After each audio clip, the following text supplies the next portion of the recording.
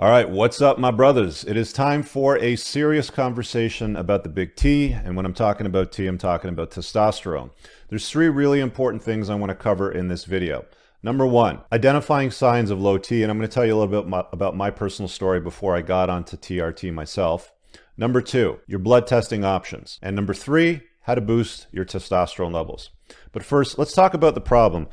We've seen a massive generational decline in testosterone levels in men over the years. I found this study over here, which was conducted, it's titled Concentrations in Men in the Massachusetts Male Aging Study. And this is a very short generational time span from 87 up to 2005.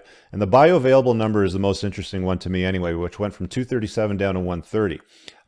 The median totals also went down as well. Now, why is this significant? We see a lot of people that talk about things like environmental factors disrupting your endocrine system or its ability to produce testosterone. There's a lot of arguments around things like these, throwing off Bluetooth and Wi-Fi's that might be disrupting your endocrine system. But I want to talk about the signs of low T first. The first sign that usually indicates to guys that they're going to be suffering with low T or are suffering with low T is a lack or less than optimal morning wood. We can all hop back into a little time machine in our own brains and go back to a time as a teenager where you'd wake up every morning with morning wood that was so brutal you practically had to do a headstand to go pee on the toilet. It's incredibly important to recognize that you don't notice these things just overnight where it's like morning wood and then it just disappears right away. It usually tends to be a slower, more progressive decline in that. You're also going to notice a decline in your interest or in your libido. So your interest in having sex, of course. Number two, which was real important for me in my own personal story and how I recognized I needed to check my T levels and then get them optimized, was lack of focus and productivity. Testosterone's like the driving factor in men. It's what makes us men. It's what makes us aggressive. It's what makes us strong. It's why we have far more muscle mass than the fair sex. I think it's important to recognize that if you're not paying attention to it, you might find things like this creep up on you. And what I noticed was I was incredibly unproductive. About 2 or 3 years ago, before I went on TRT, I was incredibly unproductive. I lacked focus. I was definitely making less money back then. So it's important to recognize that decline in testosterone levels not only affect you physically, but they also affect you mentally and your ability to, as I like to say, put a dent in the universe and do the work. And the third thing that I notice as well personally, which is another sign of your declining testosterone levels, is you're not going to have the ability to hold on to muscle mass as well as you did when you were younger. In fact, you may see a decline in muscle mass and an increase in visceral body fat. Visceral, around the belly, like body fat. And I started to notice that a few years ago when I was at the gym. I'd go to the gym. I wasn't particularly focused. I wasn't particularly strong. I was getting nowhere near my PR best for things like heavy compound movements like bench and squats and stuff like that. So I knew that it was time to get things checked out. For me, the only option that I had available at the time was my doctor and sending in blood labs. Right, so now that we've talked about signs of low T and a little bit of my own personal story, I want to talk about today's sponsor for today's video. I've partnered with the guys over at Let's Get Checked. This is an at-home testosterone check kit. Now, they offer a huge variety of different hormone panels that you can check out. Just going to minimize my screen over here. And what I'll do is just in the bottom over here, actually, let's go back to this screen to make it look a little bit better.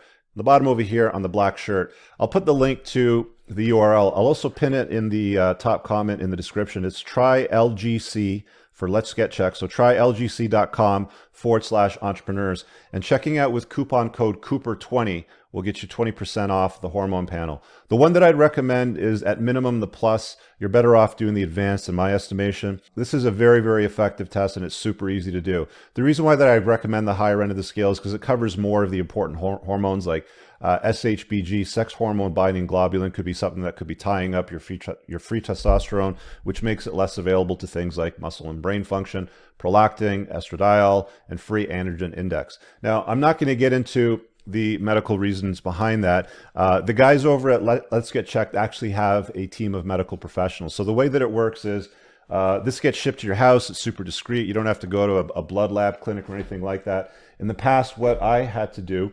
this is my stack of blood labs over the last few years, but every few months I get my results. I have to go into a basically blood lab center. They jam a needle in my arm. They draw out a bunch of vials of blood and I get my results a week later via my doctor. The cool thing about the Let's Get Checked option is it's an at-home option. It's discreet, it's private, it's not particularly expensive. In fact, the cost profile is pretty reasonable in my estimation. It's an accredited lab that is direct to your door within 2 to 5 days. There's no doctor's script or labs required to go in and sit around and wait for an hour, for your turn to get them to poke you with a needle and draw the blood and ship it in. The collection process on the Let's Get Checked hormone panel is super easy. All I had to do, and I just did it this morning, was I just poked that little finger there. I actually poked 2 to get enough blood for the vial, but it's super easy. They give you these lancets, which you basically just push on your finger and it pricks and you get blood.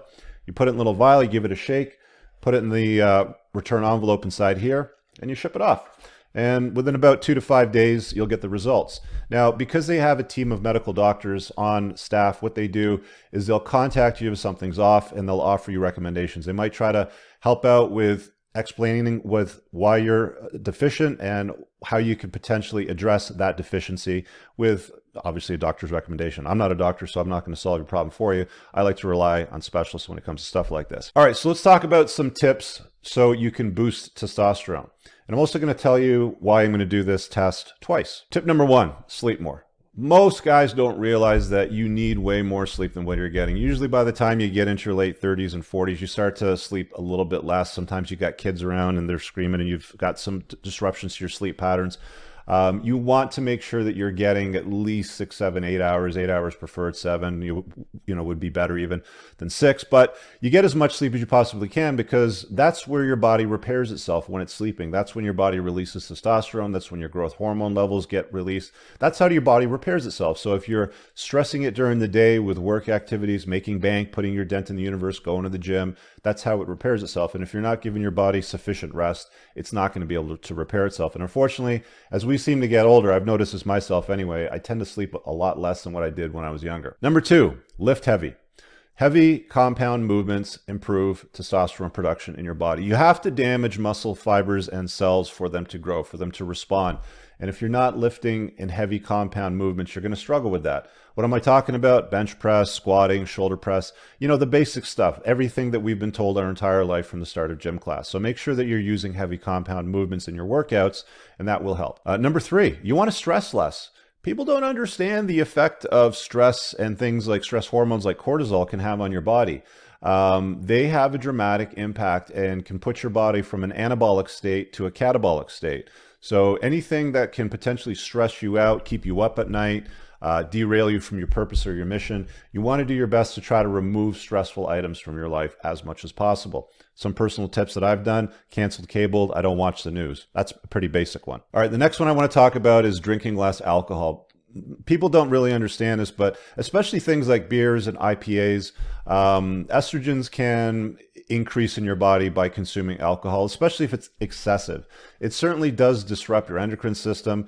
It doesn't let your liver function in an optimal way. If you're finding that you're, lacking energy, strength, focus, those sorts of things, you can probably improve your hormone panel slightly by reducing or even eliminating alcohol. I mean, at the end of the day, it doesn't really do that much productive to you, but that's a lifestyle choice you'll have to make.